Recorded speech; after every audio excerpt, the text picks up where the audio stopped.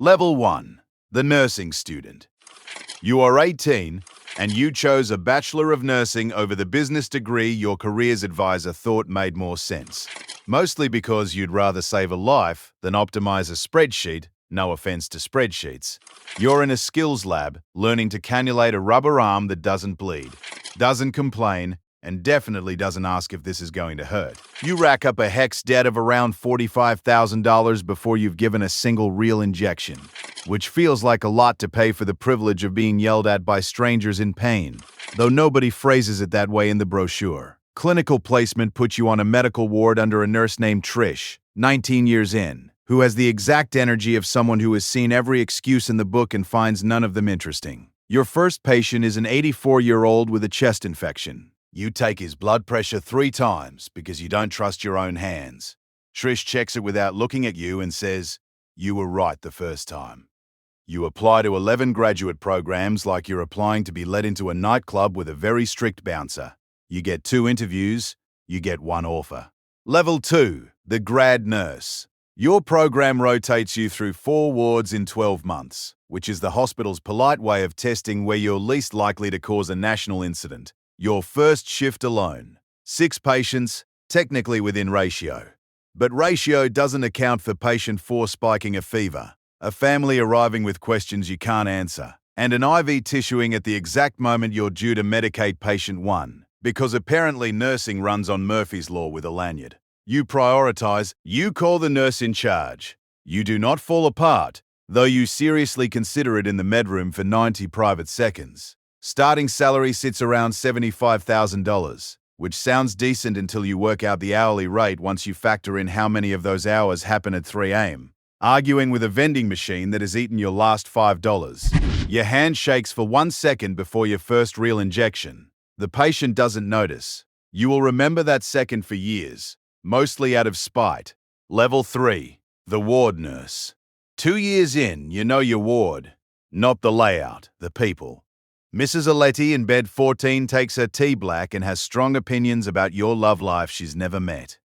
Mr. Nguyen in bed 9 needs someone to just sit with him before his scans, no talking, which is somehow the hardest skill they never taught you at uni.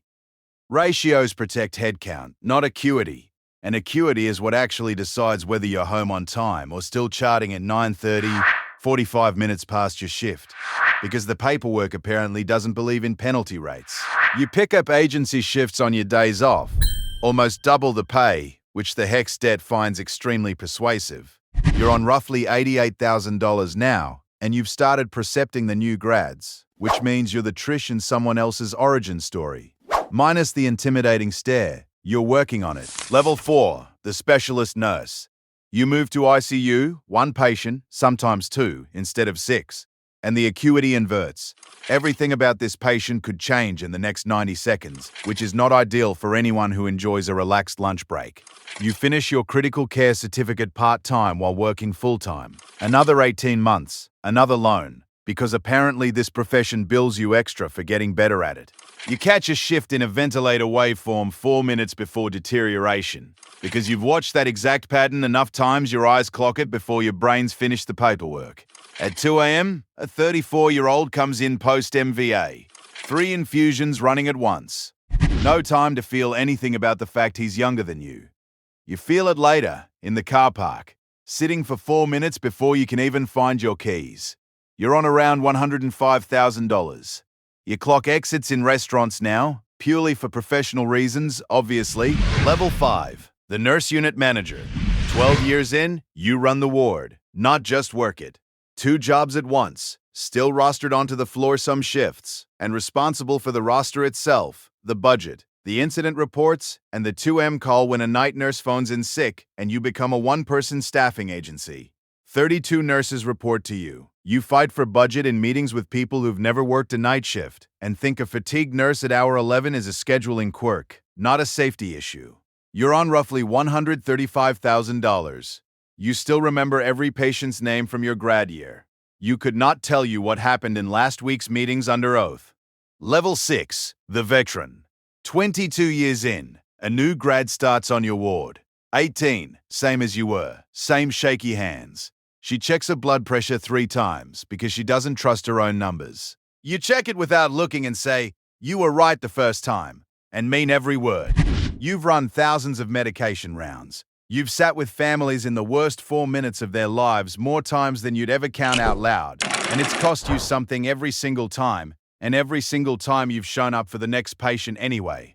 You walk past the skills lab on the way to the tea room, same rubber arm, still not bleeding, still not complaining, and for 1 second you're 18 again. Then you clock on. 6 patients are waiting, and every one of them is somebody's whole world.